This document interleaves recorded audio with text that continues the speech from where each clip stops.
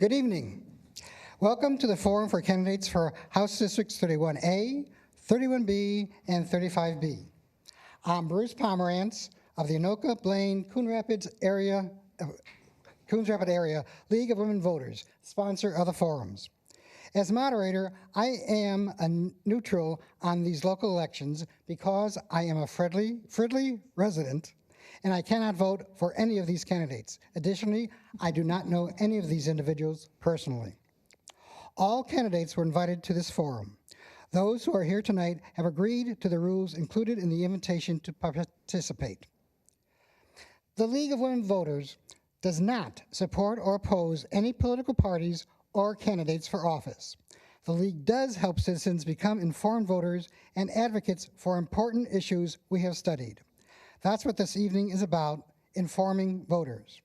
If you are interested in the League, enter on your preferred browser as one word, League of Women Voters, MNABC.org. Women, men, and young people 16 years and older are encouraged to join. Each of these forums is being recorded on community television QCTV and is available on demand. The League will also have a link to the QCTV URL on our website. Okay. Time limits for all candidates will be strictly enforced. They'll have 1 minute to answer questions from the audience and those that we have received from the public earlier. They have received 3 questions in advance from the League. 2 of the questions have 1 minute time limits, and the third question is 2 minutes in length. The League of Women Voters will accept written questions throughout the forum. It is our intention, in good faith, to select questions that represent the interests expressed by the voters. Questions that are not relevant to the office, are of a personal nature, embarrassing, inappropriately hostile, or unclear in intent will not be asked. All questions will be addressed to all candidates. Questions may be consolidated or edited. The moderator will make the final selection of questions asked.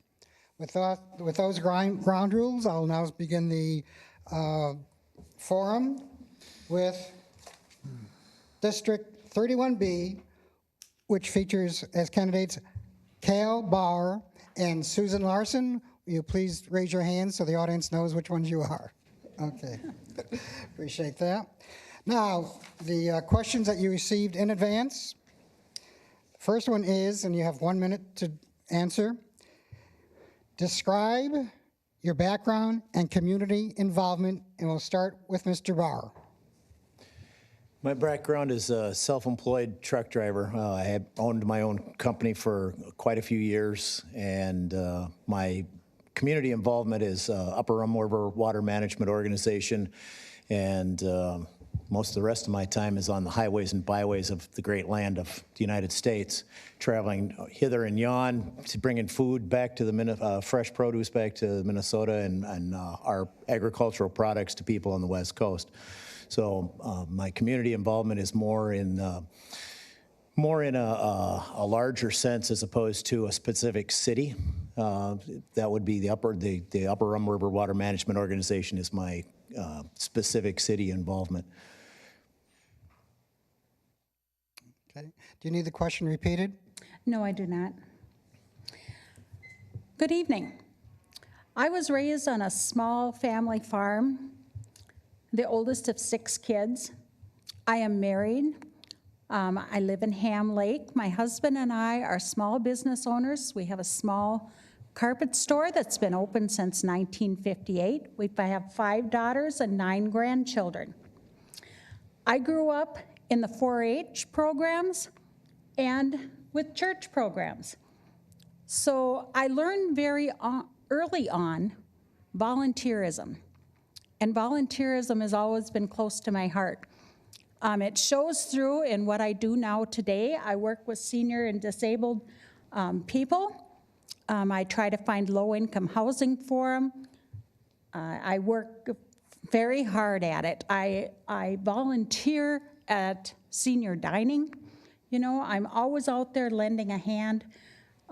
taking part in whatever I can to better the lives of other people. Okay. Now, the second question that you received in advance from the league, and we'll start with Sue Larson, is what are your qualifications for serving District 31B, and why are you seeking this office?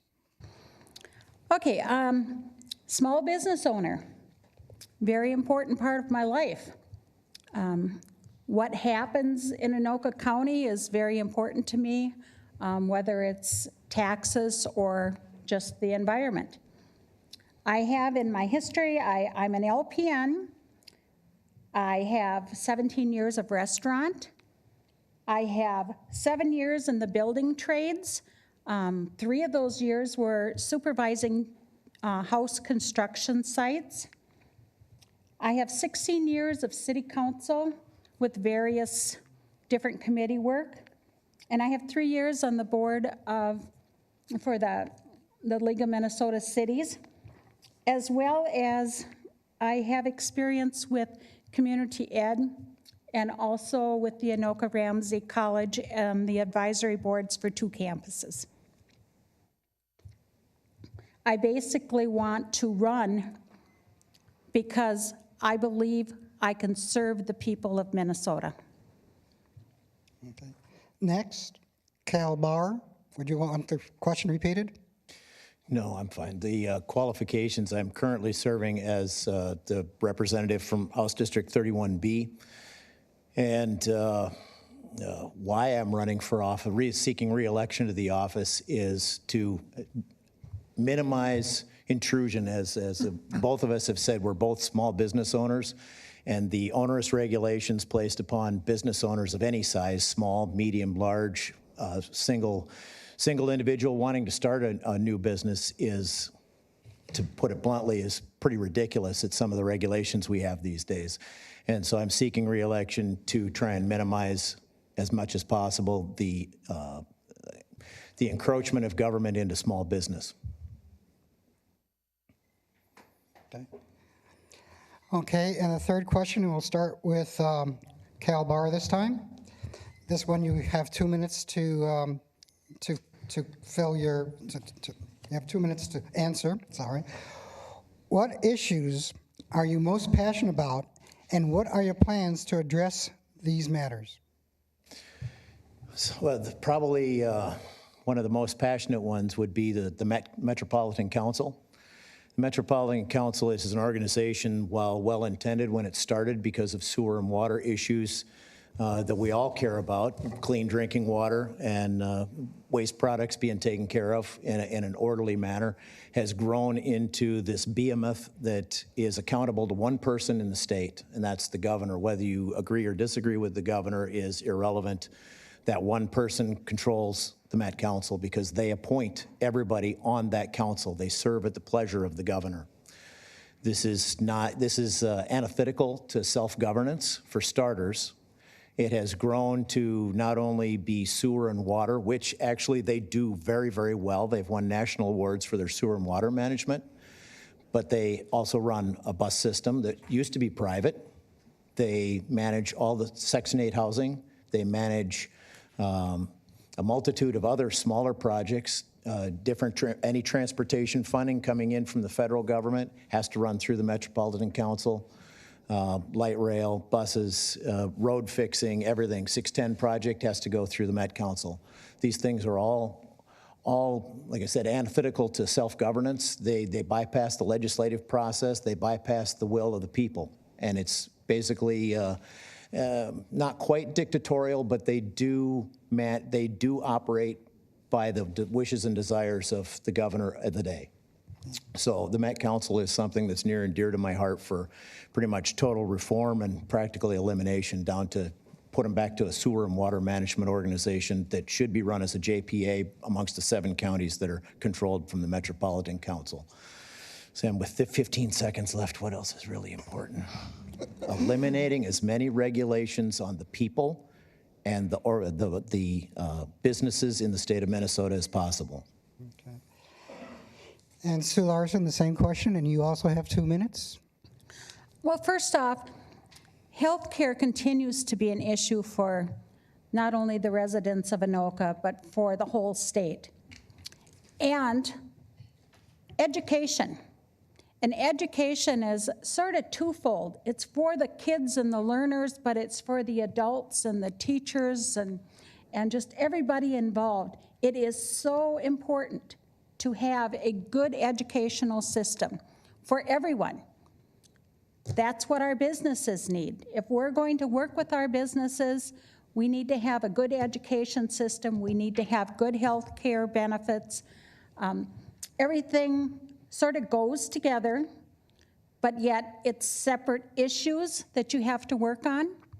And I really believe that if we're working on those issues, we're taking care of our environment too, whether it be air, water, land.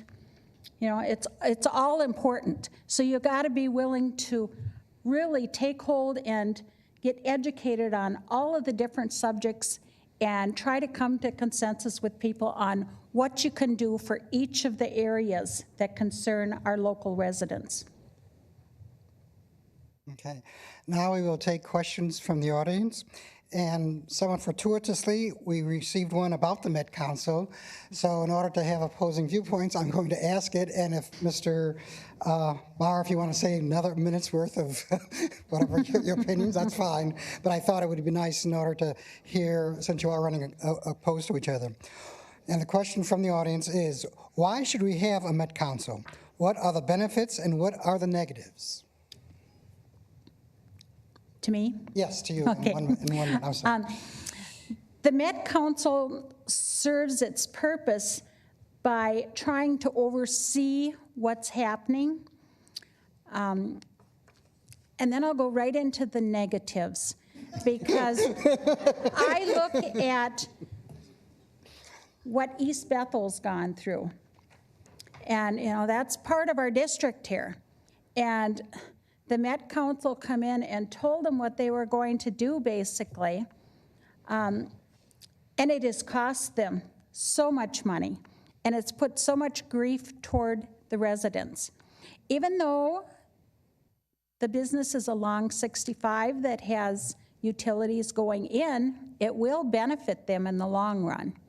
So it's really a twofold.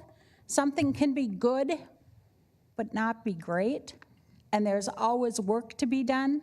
So, you know, in order for it to continue, there has to be a lot of work done. Okay. And Mr. Bahr, would you like to continue? Or Thank you. I believe the pros and cons is the basic question of the Metropolitan Council, and like I said, the only thing that the Met Council I see does very well is manage sewer and water, and that should be a JPA. That should not be run at a state agent. Could you say what JPA is for the audience? Sorry, Joint Powers Agreement. That should be run by the counties that would be participating in sewer and water, as opposed to run at a state or a legislative level. And past that, pretty much everything needs to be sent back to where it's overseen by legislative, where the people get to vote to their legislators and say, you're doing this right, you're doing this wrong, where there's some accountability to the voter, and there is no accountability now. And another piece that is really bad or poor with the, on the bad side of the Met Council, they have taxing authority, and you never get to vote on a single one of those people there. Let that sink in a minute. They get to come and tax you, and you can never vote them out of office. Okay, thank you. Okay, now, Mr. Bahr, Cal Bahr, if you'll respond to. I have three questions that are related, dealing with health issues and insurance.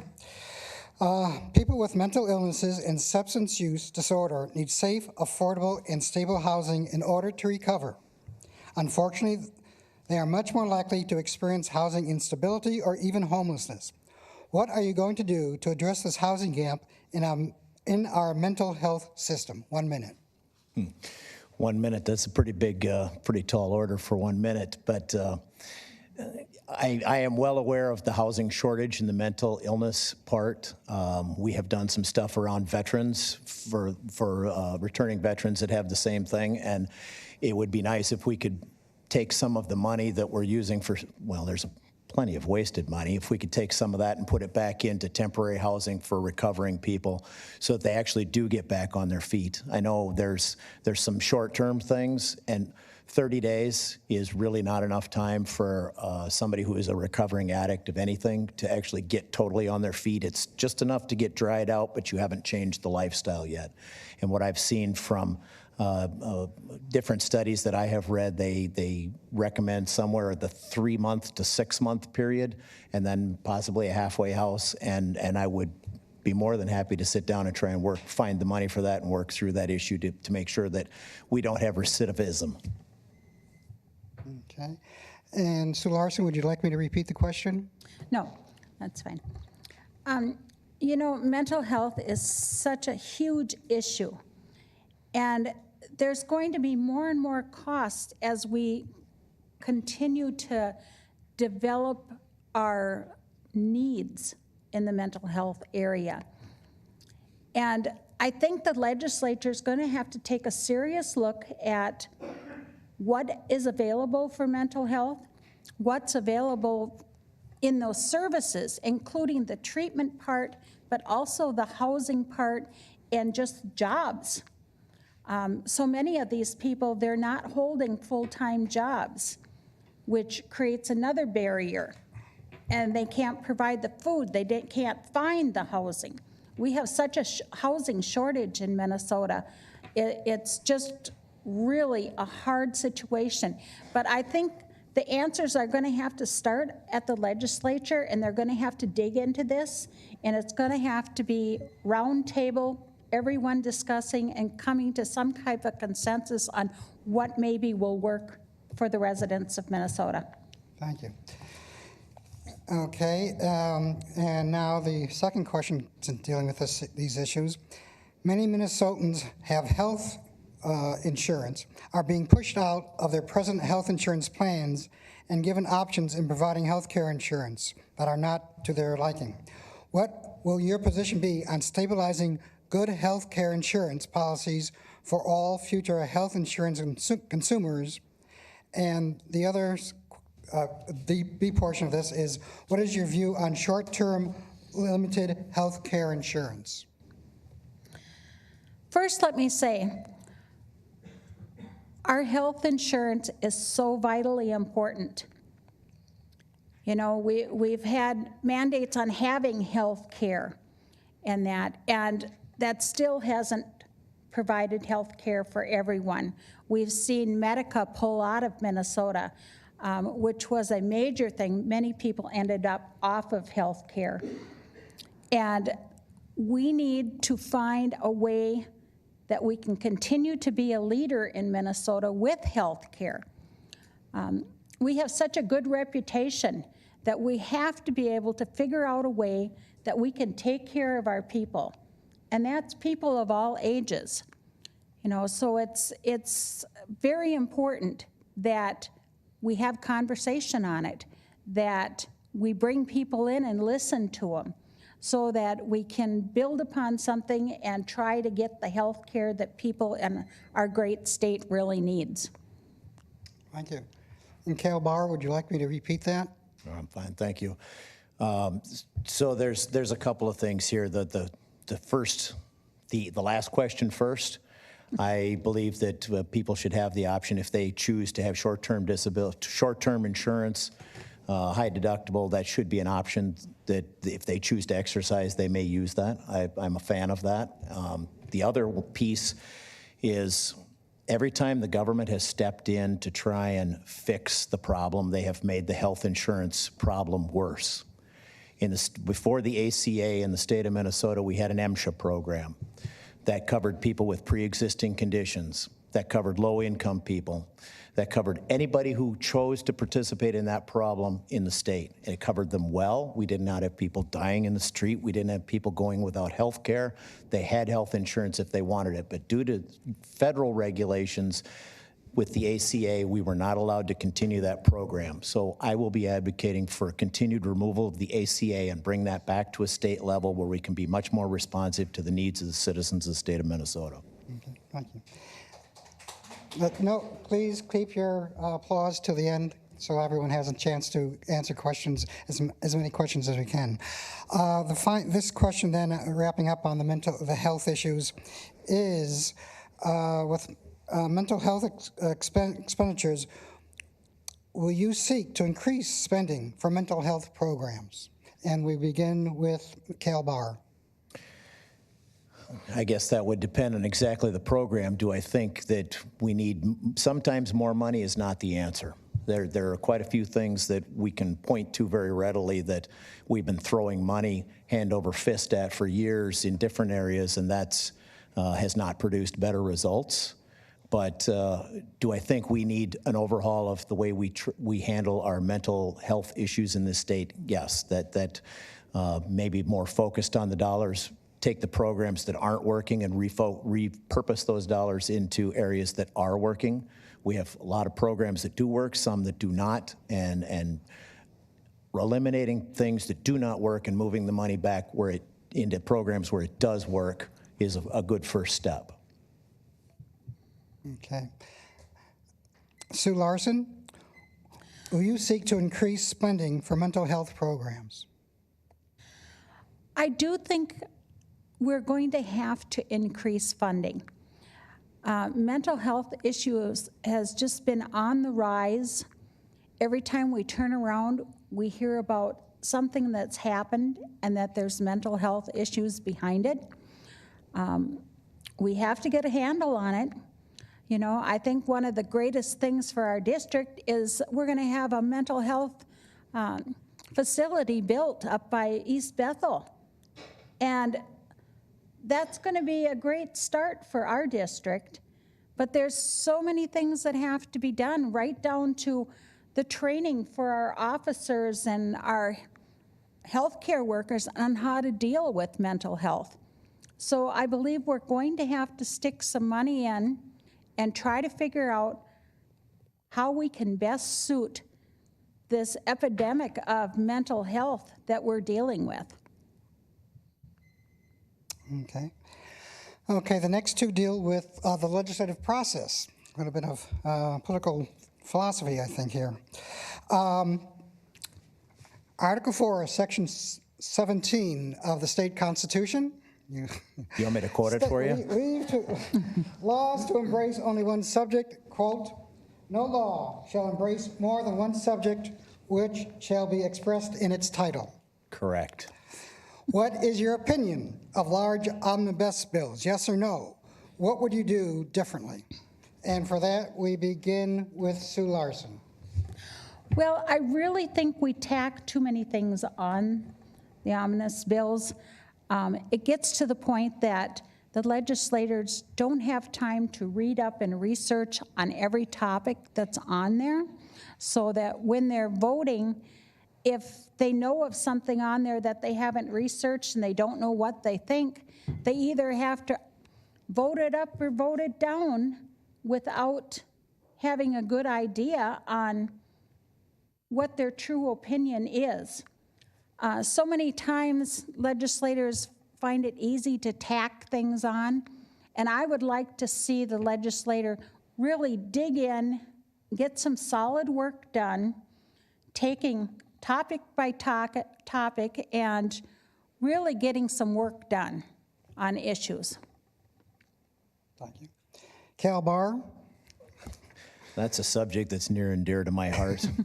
I have been working the last year with quite a few members on both sides of the aisle to come up with language to clarify the constitutional amendment.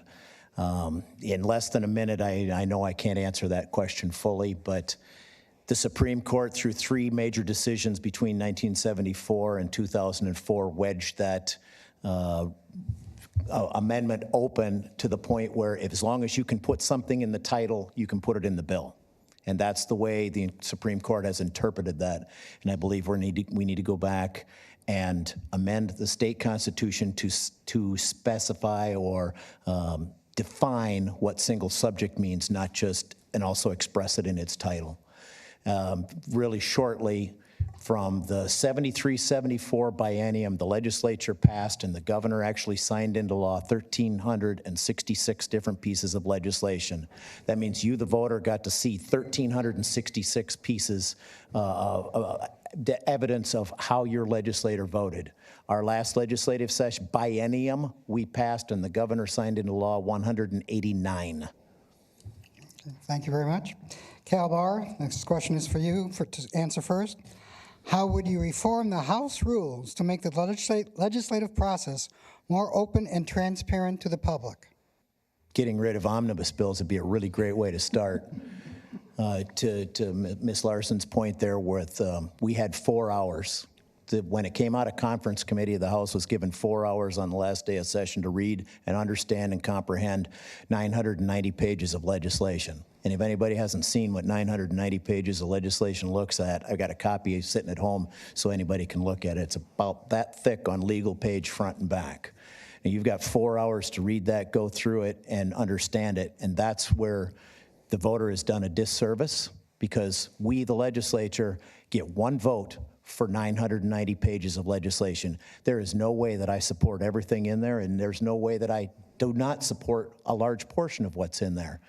And with one vote, you're supposed to judge me on whether I am representing you or not, and that does everybody a disservice. Okay. Sue Larson, same question. How would you reform the House rules to make the legislative process more open and transparent to the public?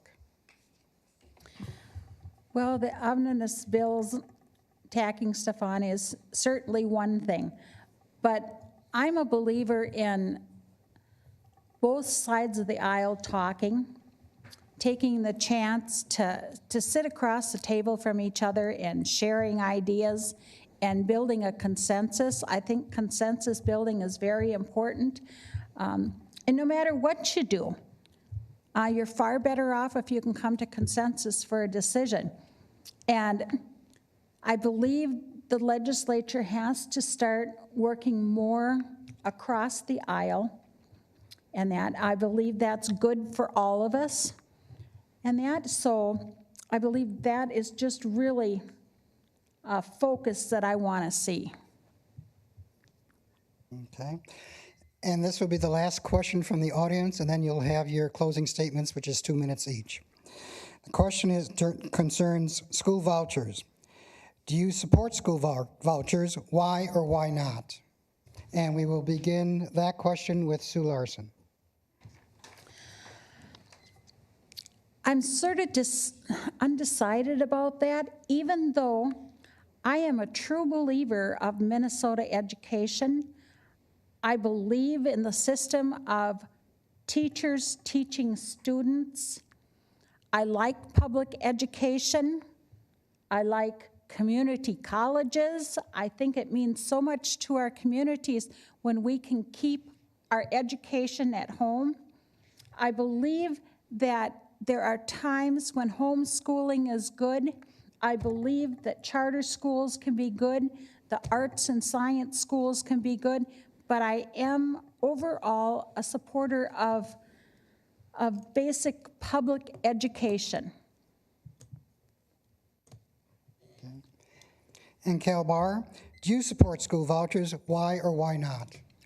I do support school vouchers. What we have currently is a quasi-voucher system if charter schools are considered part of the public school system. So if you want to take your child out of any of the public school systems and move them from Blaine to Edina, you can do that, and the money will follow your student, your child. If you move from Blaine to a charter school, part of the money follows. None of the transportation, none of the other special money that goes, all the little silos that follow that. The main portion, the main dollar per student portion will follow to the charter, but the rest of it does not. So that part doesn't go. And if you decide you want to put your child into a private school, none of the money follows. And the state of Minnesota, we are constitutionally required to have an educational system, and I believe that that system, while not defined constitutionally, should be, we're going to fund each student to X amount of dollars, and the parents can decide where they want their children educated, which would be more of a voucher system. Now we will go to closing statements. In this, because Mr. Bahr went with the opening statements, we'll start with Sue Larson for closing statements. 2 minutes. I'd like to say I'm running for House to work towards a better state, a better community, a better county. There's a lot of issues out there today, and they affect all of us. They affect our families. And I believe that there's so many things happening in today's world that we need the legislature out there making some decisions, deciding how things should go, sticking up for the rights of Minnesota citizens. I believe in educational opportunities because that is what our businesses need. They need people trained for the workforce. And when they're trained for the workforce and they have the business and they have the job, it's going to be good for our environment if we have places to play for them. It's going to be good for our cities as they're going to be residents, they're going to be taking part in things. It's going to be good for our schools because we're going to have a good variety of educational opportunities. There's just so many things that just all melt together in that. And I believe that we need to support our communities, our businesses.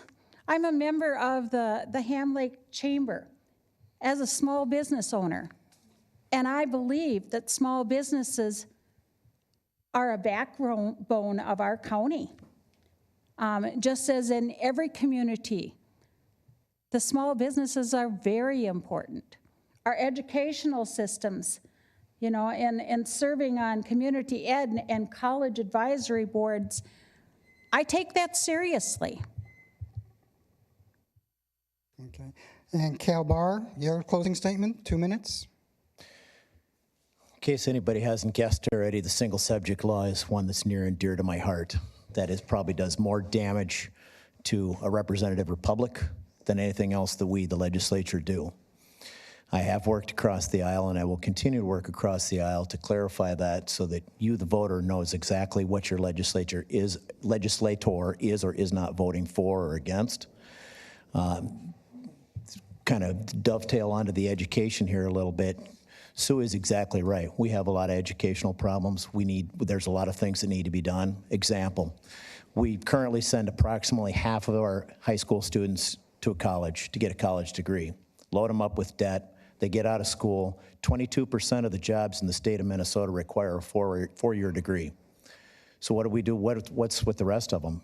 Where are they going to get a job if only 22? Why did they go to college is probably the better question. Why are you going to college if you don't require a degree to load up on all this debt? It's not a bad thing to get more education, but if only 22% of the jobs in the state of Minnesota require that, why are we asking 50% of our kids to go? We have that couples with about 40% of all of the trades are going to have retirements. They're coming soon. I read it was about 40% of all the high-skilled jobs, trade jobs right now are looking for major retirements. There's going to be a 40% gap in the next 4 years. 2022, we're expected to have this huge gap from retirees, welders, auto repairs, machinists. Anybody, you can drive up and down any of the major streets out here today and see CNC machinists, programmers, $35, $40 an hour starting wages. You don't have to go get a 4-year degree for that. So these are the kind of things where we need to take the money that's currently being spent and move it into some place where it will be productive for all of us. Okay. Thank you, candidates, for your responses to these questions. And now we will move on to, I don't know if you want to give both these current candidates a hand.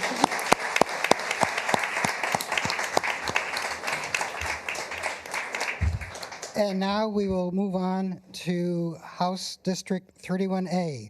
There are 2 candidates running, Brad Brown and Kurt Doubt. Mr. Brown is here. We invited Mr. Doubt. He has not responded, so I cannot inform you why he is not here tonight. So because it's just Mr. Doubt, Mr. Brown's answering, we're going to limit it to just 15 minutes, if that's okay with you, Mr. Brown. That's fine. Okay. So we have again the first 3 questions that you received in advance. I did. And I'll ask you, the first 2 are 1 minute each. Describe your background and community involvement. Sure. First of all, I'd like to say I am excited about being here. This is really cool, and thank you for asking me to come. A League of Women Voters, I'm really appreciative of it. And don't forget, on September 21st, early voting starts. So please get out to vote. My name is Brad Brown. I'm running for House District 31A. My wife, Sandy, of 48 years, 9 months, 5 days, and 18 hours. And I have lived on a hobby farm up by Princeton, east of Princeton, for about a little over 21 years now. Sandy County, Spencerbrook Township is where we live. We love the area up there. We love the people in it. Most of my life I've spent as a journeyman diesel mechanic working for Murphy Warehouse, and Bahr is right. That's what we need. We need more in the trades. I've been honorably discharged from the Air Force after spending 4 years there. I'm currently a retired machinist. I've been retired for 6 years out of Local 737. And I do charity work now. Okay. The second question is, what are your qualifications for serving District 31A, and why are you seeking this office? Well, the reason I'm seeking this office is because I can. I'm retired. I've got a good union pension, thanks to the machinist union. I have a wonderful pension. I live comfortably, and I can do it, and I want to do it, and I want to serve as I've been serving. And one of the things I do is I'll list them. This is cool. I get to list them. This is neat. I don't even get to list. The wife doesn't hear me at home doing this stuff. She doesn't. She turns me off. But anyway, I'm a VFW member of the Color Guard, American Legion Honor Guard. Sandy County be out of your yellow ribbon. I do a lot of things for veterans because I am a veteran. I'm head election judge at Sandy County, National Weather Service spotter. I'm a member of the Sandy County Sportsman's Club. I love to shoot, and the reason and that's the reason I do it, is because I do a lot of service work, and I want to continue on a larger scale. Okay. And now you have 2 minutes to indicate what issues are you most passionate about, and what are your plans to address these matters? Well, the first issue is the most important one, and it concerns everybody that I've door knocked to visit with, and that is health care. Health care has got to be high quality, low cost, affordable health care. And right now, you can't achieve it. The money's there. It's right there. If people say, oh, you can't afford it. Nobody can afford this. I'd like to say baloney, because right now, we've got 31% of the money that's spent on health care goes to the executives' administrative costs. 31%. They make in the millions and millions of dollars. That's money could be spent to lower the deductible on our health coverage. And Medicare, who's been around for a long time and it works, is 2 to 3% administrative costs. So the money's there. That's what I'm most passionate about, is getting everybody health care. If we can accomplish one thing, when I door knock, they say, health care is the most important thing to do. If you can accomplish anything, we need that. We got seniors my age that want to retire but can't, because they can't rely on they can't afford their health care. We've got young couples with children growing up in these communities like this one, and they're hurting because they spend a lot of money on this high deductible, kind of emergency only health care we have. And we've got to change it. We've got to make it better. How much time do I got? I got lots of different subjects I can talk about. Education, yes, that's wonderful. Only trouble is they've pretty much gutted the education system. Education Minnesota, I'm endorsed by them, and they pretty much gutted the state is pretty much, the legislators gutted and there's a lot of money we need to put back in, special ed, pre-K, and we go on and on. There's a lot of things, and that's why I want to run. That's why I want to get elected, because I want to do some good work. Okay, thank you. All right, now the following questions are from the audience, and you have 1 minute to respond to them. If you have your choice, what committees would you like to serve on in the legislature? Oh, the Education Committee, of course. And anything to do with veterans, I would be more than happy to serve on. And to get some kind of health insurance through, some kind of a low deductible, high quality health insurance in this state. The jobs, that's a no-brainer. I mean, Bahr was talking about the simple fact that we've got a lot of trades out there that are hurting for people. Why can't these different trades go to these high schools and recruit these kids?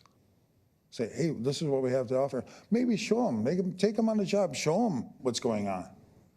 And maybe they'll pull away from this gotta have college idea and go into building trades. What about that? What about the colleges? Can't these businesses that want these executives recruit them and help pay for their tuition so they're not bogged down with such a big debt? Maybe work it off in the years to come, recruit them. Just an idea. Okay. I'm going to combine two questions here. One is focused solely on gun control, but the other one then worries about the safety of students in schools. So would you support sensible gun control measures such as universal background checks and ban all assault-type weapons? And what else would you do to ensure the safety of students in the schools? Well, education and training is the answer to everything. Education is the answer to bringing a person out of poverty. Education and training is the answer to a good, healthy respect for weapons. And this thing about arming teachers is ridiculous. I go along with the idea that, yes, we should have probably security, and I see a lot of the high schools have security at the door. Assault weapon, what's an assault weapon? My truck is an assault weapon. A knife is an assault weapon. You're gonna have to define what an assault weapon is. Because I've got a carry license, and I shoot guns as a hobby. That's what I do. I'm a marksman, and I shoot well. But there's gotta be more definitions to exactly what we're talking about here. And reaction is not action. Okay. All right, let's change the subject a little bit. Concerning the environment, do you believe in climate change? If it is actual, how do you think we can best combat it? Well, I think we shouldn't go back into the coal mines like I've heard a lot of executives of this country to go back into coal, and I think we should not abandon our renewable resources. Wind power, electric cars, what happened to all that? Why can't we get some kind of a tax credit for creating more and more ideas? People out there, there's a lot of people. Let some of these immigrants in the country that have ideas, bring them in and pick their brain. There's a lot of people, I mean, Tesla. I mean, there's a lot of people that came from we all came from different countries. And let them come back into this, let them come into this country, and let's pick their brain on what we can find out to best serve ourselves in the future on energy savings and energy conservation. And let's not stick our heads back in the coal mine and start from scratch again. Am I too excited? I just love to be here. I'm all excited about the fact that I'm here. And I'm excited about the fact that somebody asked me a question, because before I started to run, nobody cared what I thought. And now everybody does. This is really cool. Okay. You could use that in your closing statements, or we'll take that time from your closing. Okay. I hope this is accurate. Do you support eliminating the tax on Social Security benefits? Is that a state issue? I don't know. It is. Okay. Is it? Do you support eliminating, according to Mr. Bahr, it is. So do you support eliminating the tax on Social Security benefits? Yes, I do. Do I have to expand on it? Well, as okay. much as you want. I can. You know, we'll ask more questions. If you Yes, there's plenty of money out there. I don't think we need to raise taxes on anything or anybody in particular, but maybe on corporations, we'd like to get that money back that so conveniently got taken away on this last omnibus bill.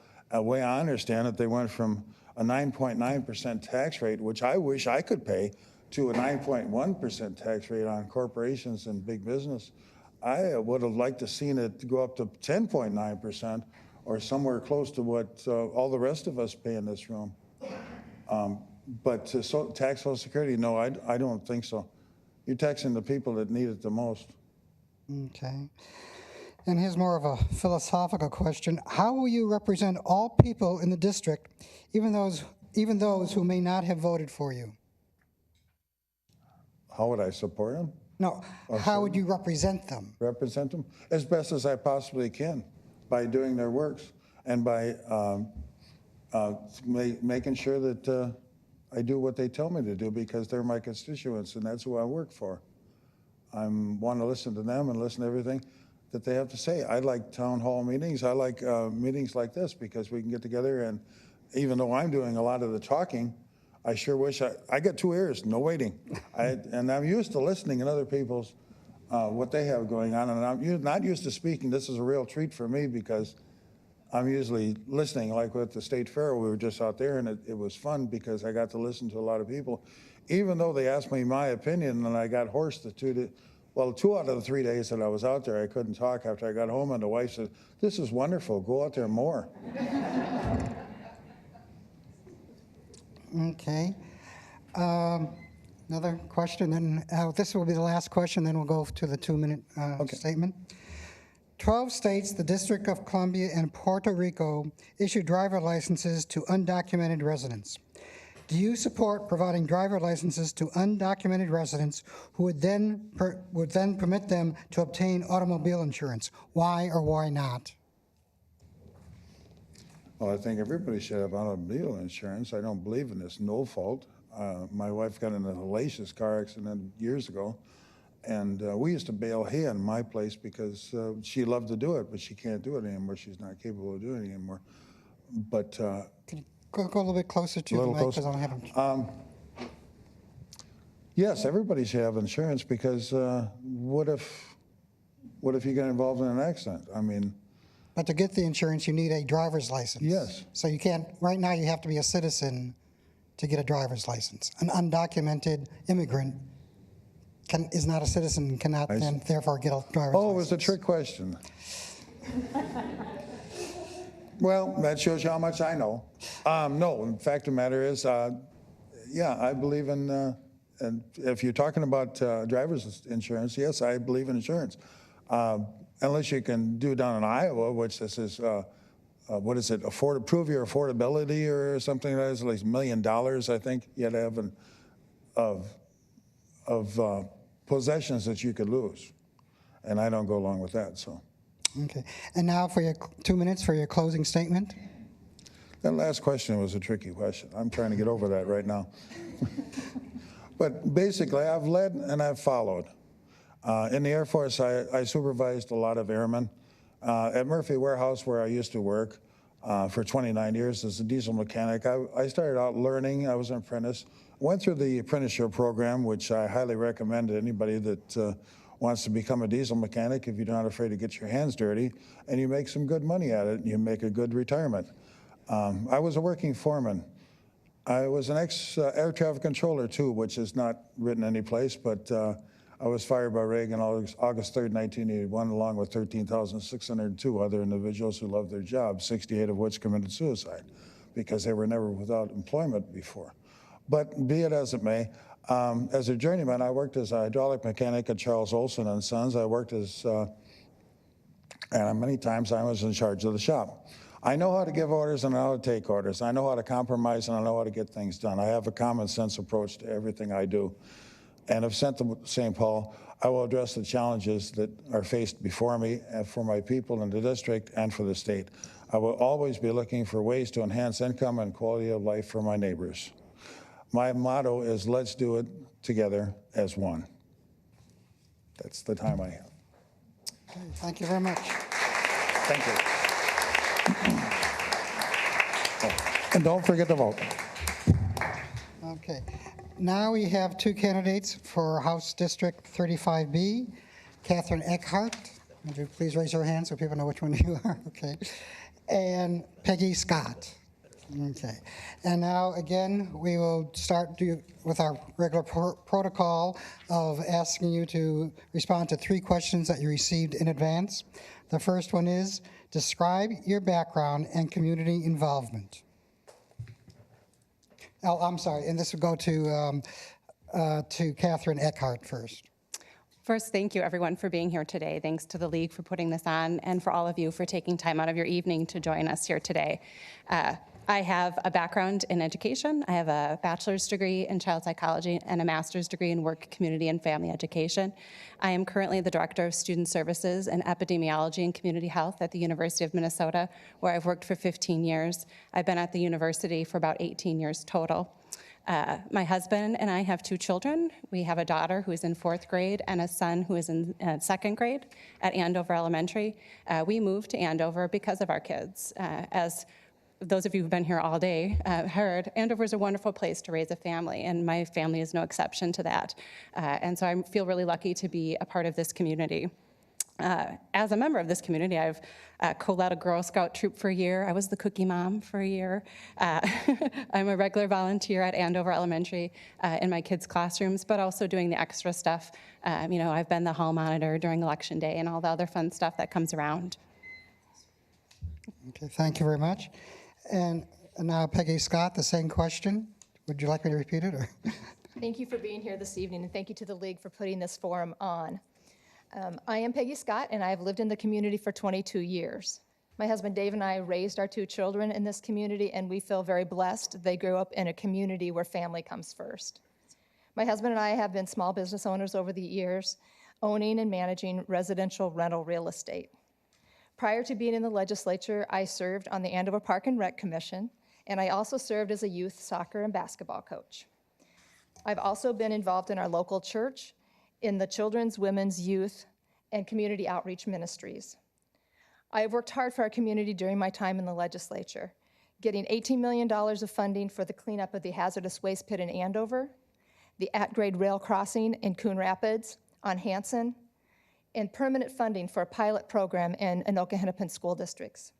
It's an honor to serve this community, and I promise I will continue to work hard on your behalf. Thank you. Okay, and then we'll start with Peggy Scott for the second question, which is, I misplaced it. Oh, there it is, I'm sorry. What are your qualifications for serving District 35B, and why are you seeking this office? Thank you. Well, first of all, I love this community, the community that I represent, and the people that I represent. So I think that's a first qualification. In addition to being a small business owner and a mom, I'm also an experienced legislator, and I've been the committee chair of the Civil Law and Data Practices Committee for 4 years. I've also served as chair of the Data Practices Commission, a commission that's charged with assuring government transparency and assuring the data government holds on you is only viewed for limited purposes and is kept secure. I've also served on the Child Support Task Force, and I've been a leader in the area of family law, working collaboratively over my years in the legislature to make reforms in an area of law that was stuck in the 1970s. I was awarded the Family Law Visionary Award for my work in this area and what it means to the children of Minnesota by the American Academy of Matrimonial Lawyers. And those are some of my qualifications. Thank you. And why I'm seeking an office, I guess I did answer that. Thank you. Okay, thank you. And now the final question, not the final, the third question, in which you have 2 minutes. I think I have to answer that He has one. to answer the second question. I'm sorry? I have to answer the second question? Oh, I'm sorry. Yes. That's okay. Well, I learned from the master.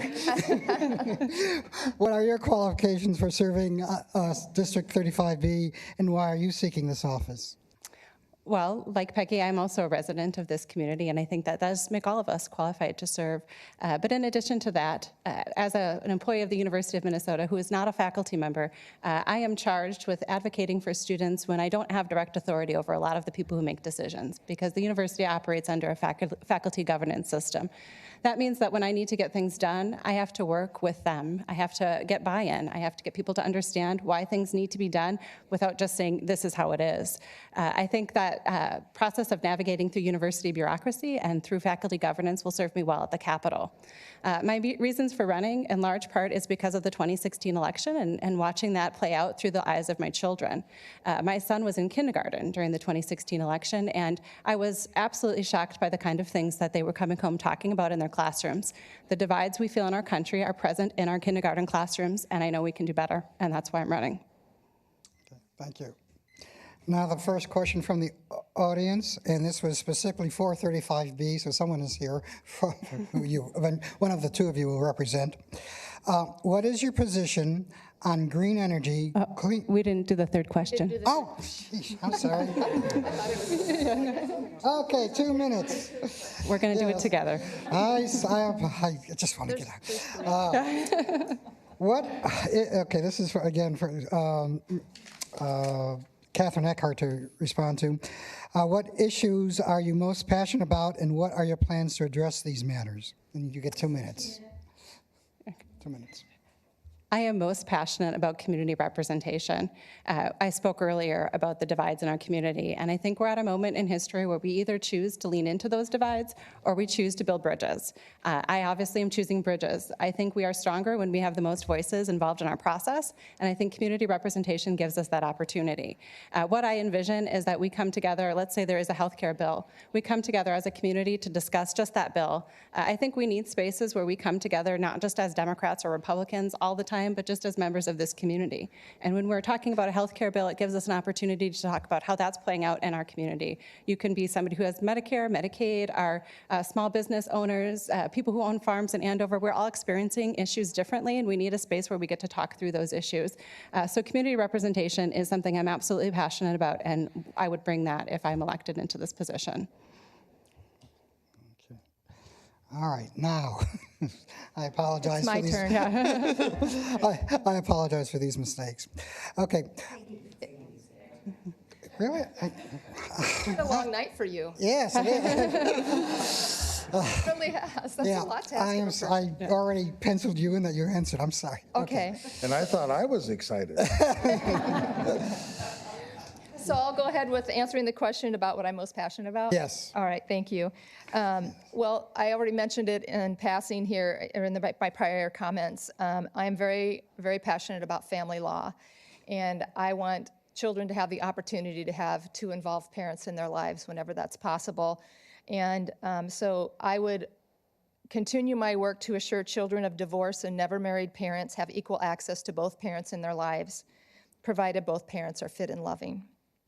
I would also work to lower the cost of health care. There are many ideas that are floating around out there.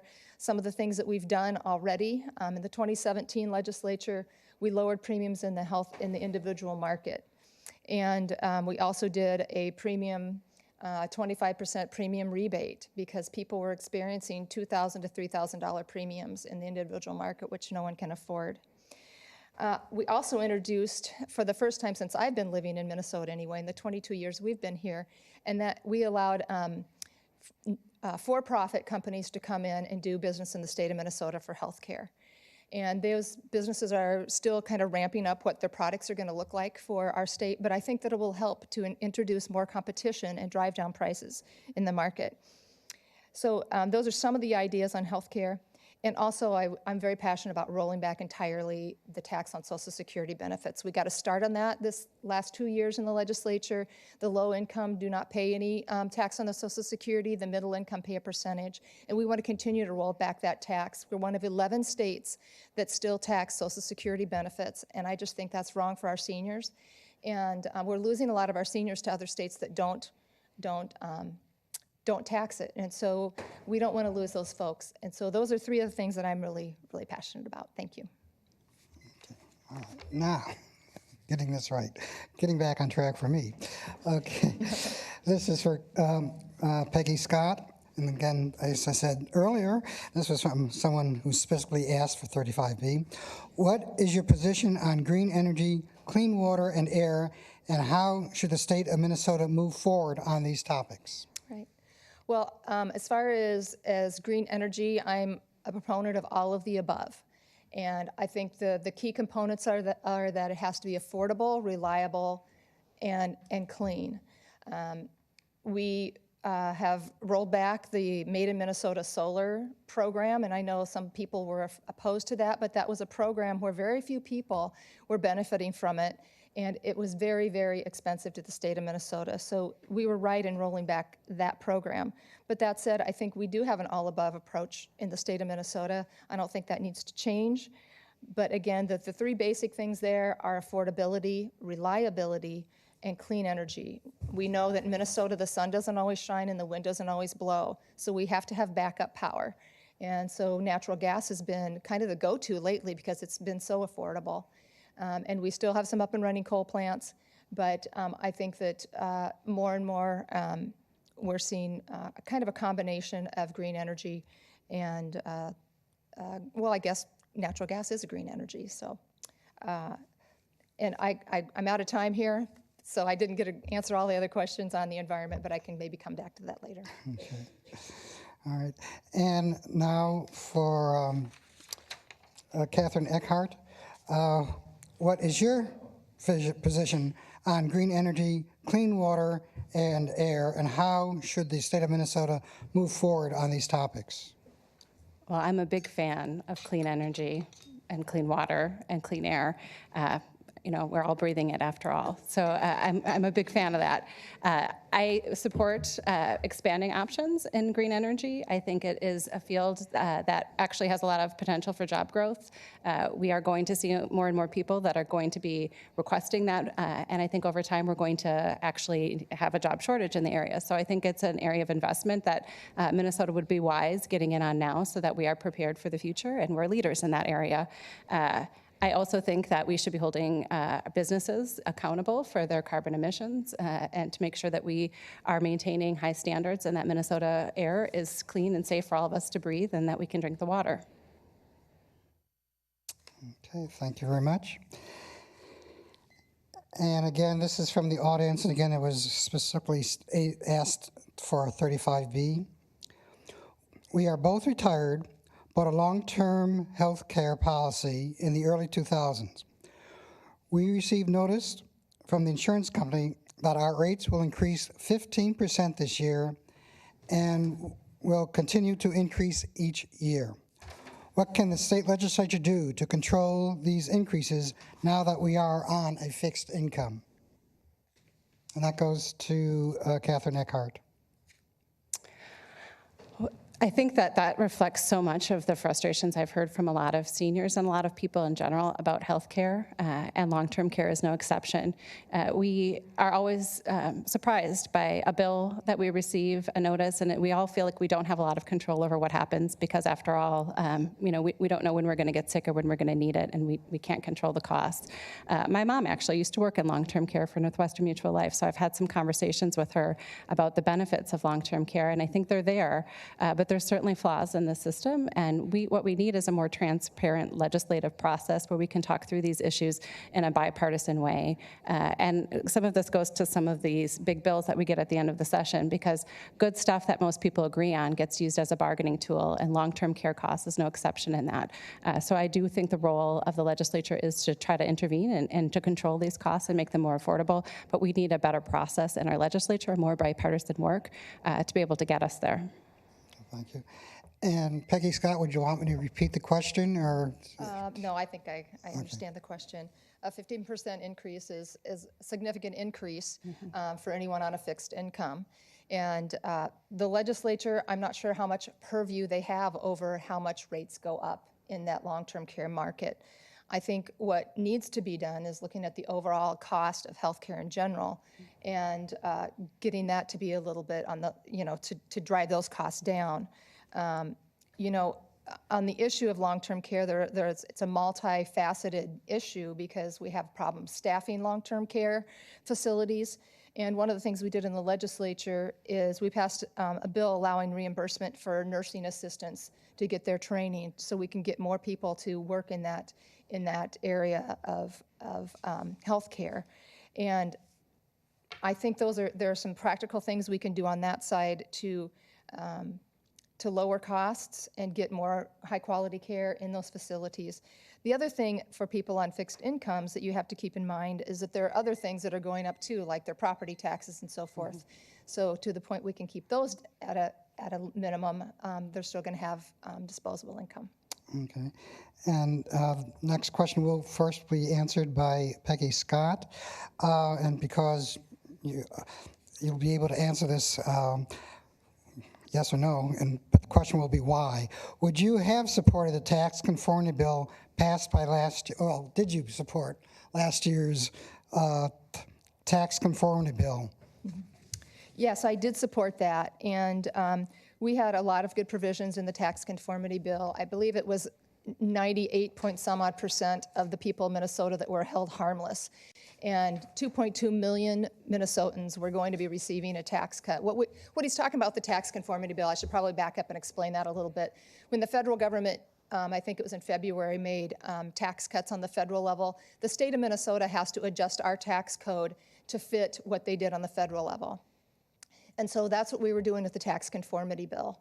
And so it left most people harmless, or actually gave people a tax cut. And in fact, the people that were harmed the most by our tax conformity bill were the corporations at the very top tier. So there were some really good things in the tax conformity bill.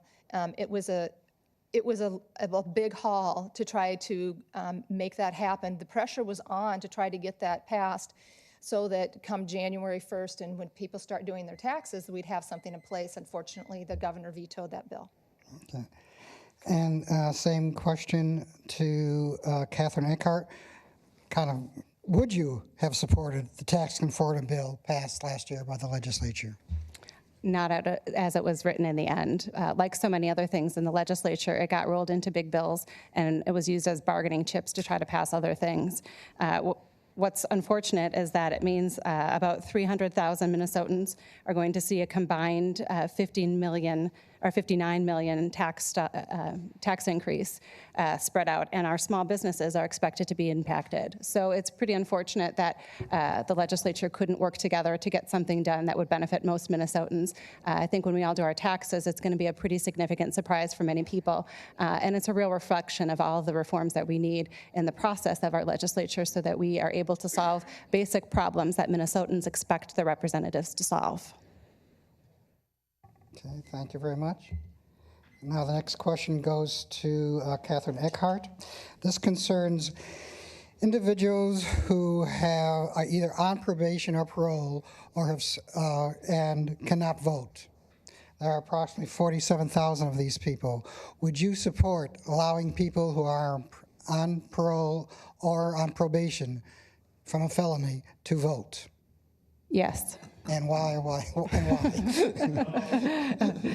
Yes, I would. If they've served their time, we shouldn't be disenfranchising them anymore. We already allow them to vote once they're off parole. So, I mean, if they've already served their time and they're out in our community, they should have a voice in the legislative process. Okay. And Peggy Scott, same question. Could you read the question again? Sure. I want to make sure I answer a yes the correct way, or the no the correct way. Would you support or not support restoring the right to vote to citizens in the community who are either on probation or on parole due to a felony conviction? And that's about 47,000 people, according to this question. Well, I would say no, I don't support that at this point. And as we know, in one of the last elections, we had several felons illegally voting. They found that out anyway. I think that should be one of the deterrents to committing a felony, is knowing that you're going to have your voting rights restricted. Now, that's not to say that people can't come out and be reformed and those sorts of things. I'm not saying that. There are a lot of laws that I've supported for lessening prison sentences and those sorts of things for lower level crimes. But a felony is a pretty serious business. And so I think that we really would have to think good, long, and hard before we remove that penalty. Okay, thank you. And now the next question goes to Kathryn Eckhardt. Why should we have a Met Council? What are the benefits and what are the negatives? Can you repeat that one more time? why should we have the Metropolitan Council? What are the benefits and what are the negatives? Well, we've had a lot of discussion about this earlier. So I think the Met Council does serve a place. Certainly it does have a role in our sewer and water and helping coordinate efforts across counties. I think it's probably worthy of a consideration of reform. I'm open to the idea of perhaps having the council be elected. I am not in favor of having current representatives serve a dual role, both in their, one elected as a representative or something else, but then also being on the Met Council. I think if we go the route of having them be elected, it should be that they're elected just to that council and not serving a dual role. So I think there's definitely room for discussion and I think improvements, but I am not, in favor of that kind of dual role for people on the Met Council. Thank you.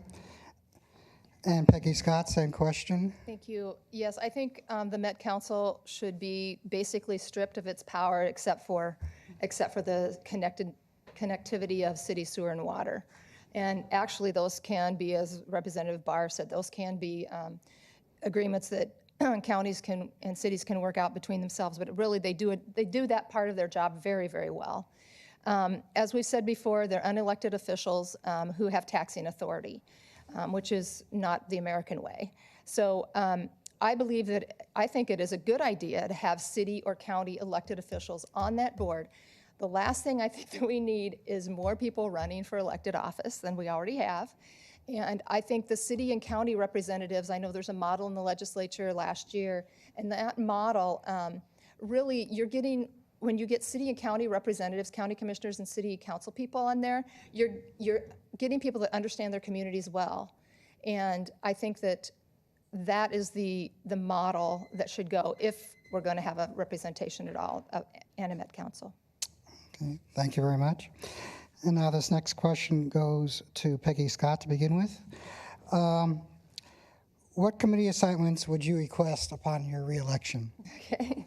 Well, I'm Civil on Data Practices Chair right now, and I would continue to want to be on that committee.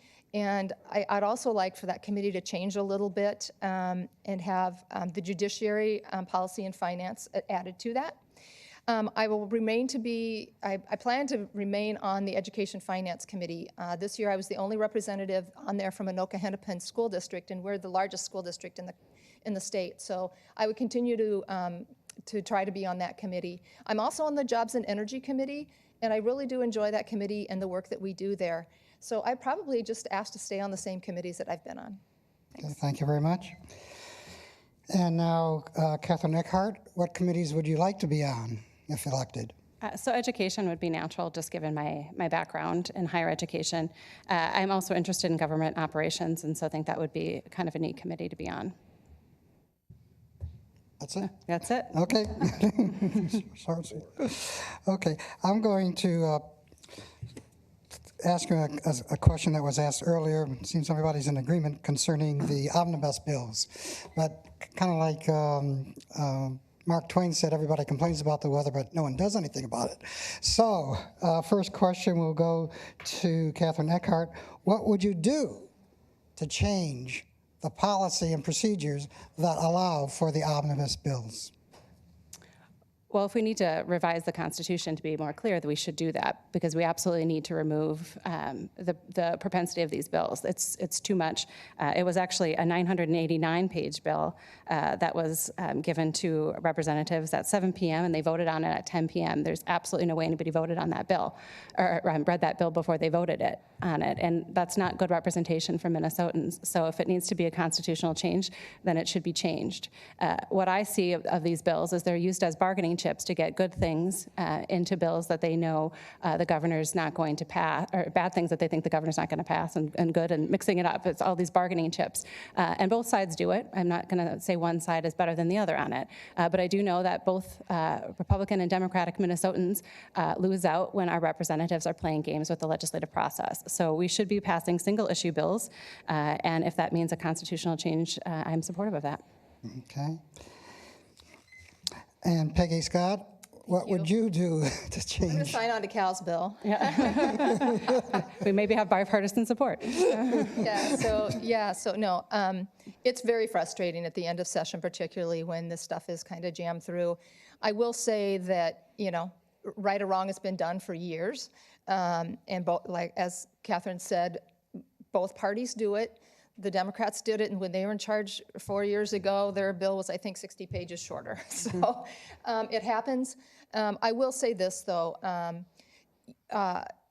At the end of the day, with this last omnibus bill that we had, there were some really good things in that bill that really helped a lot of people. And Governor Dayton, you know, we hear a lot about compromise and both parties getting along. And we really kind of came to some consensus and sent the bill to the governor. We gave him 70% of the things on his list that he wanted. I'd say that's more than compromising, and he still vetoed the bill. So yes, I think the omnibus bill issue needs to be addressed.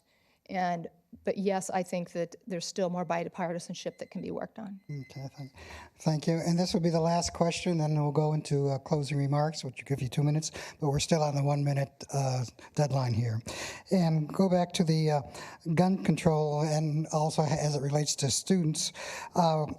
Would you support sensible gun control measures and such as universal background checks, and how would you then also go and protect students from these mass killings?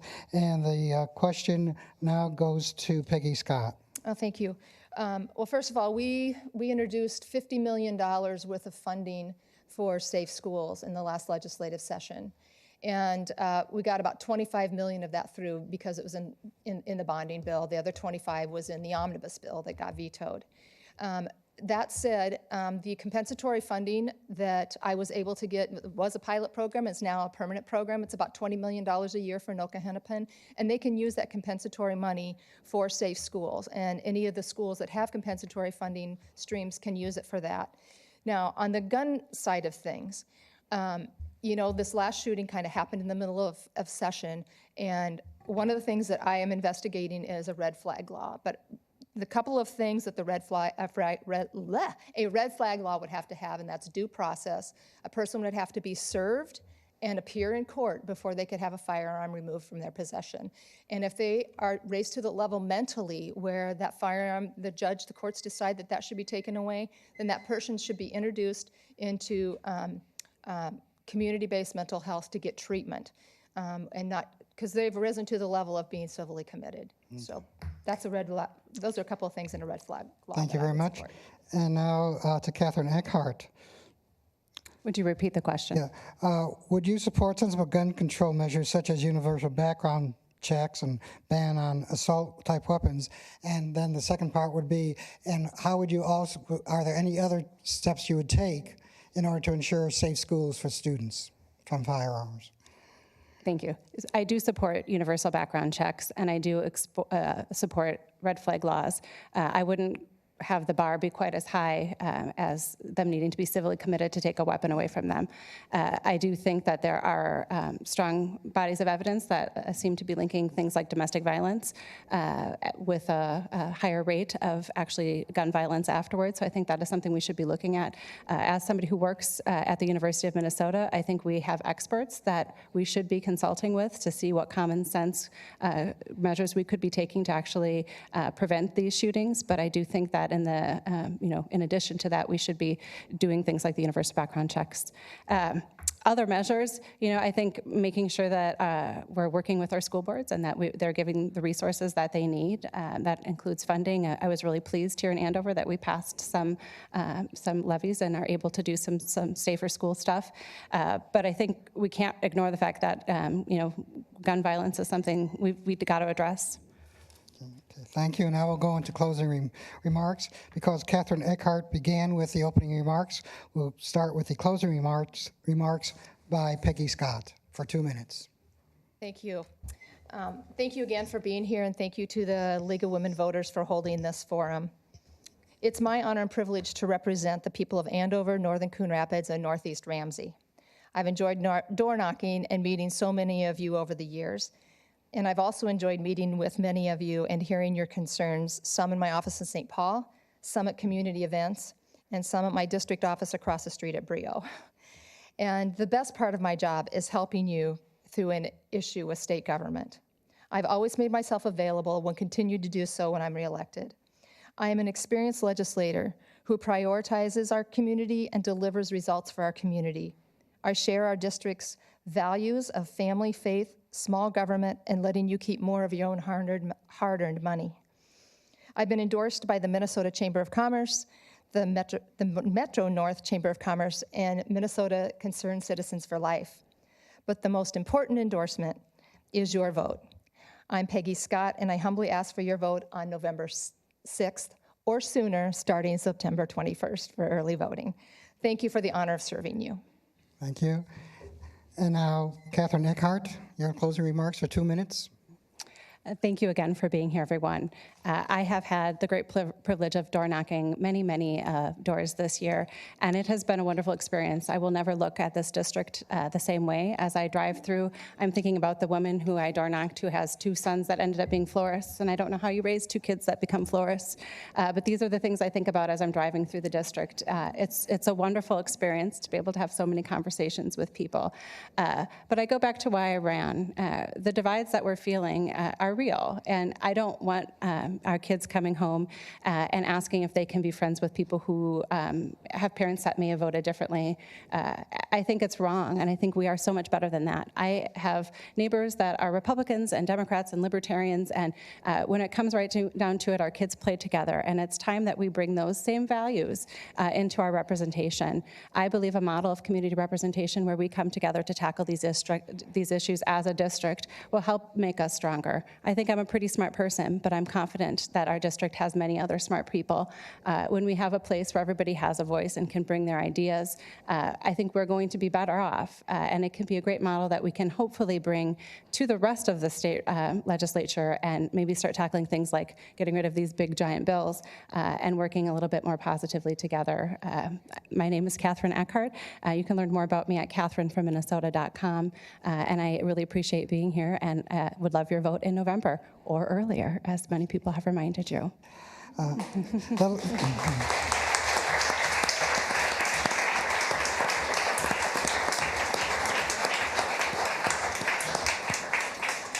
League of Women Voters thanks the candidates for speaking to voters about issues tonight and for running for public office. Our democracy depends on citizen involvement, and this also includes those of you who are here tonight or will watch this online streaming at QCTV and make an informed decision on election November 6th or early voting beginning September 21st. Thank you very much, and please return our pens. Thank you.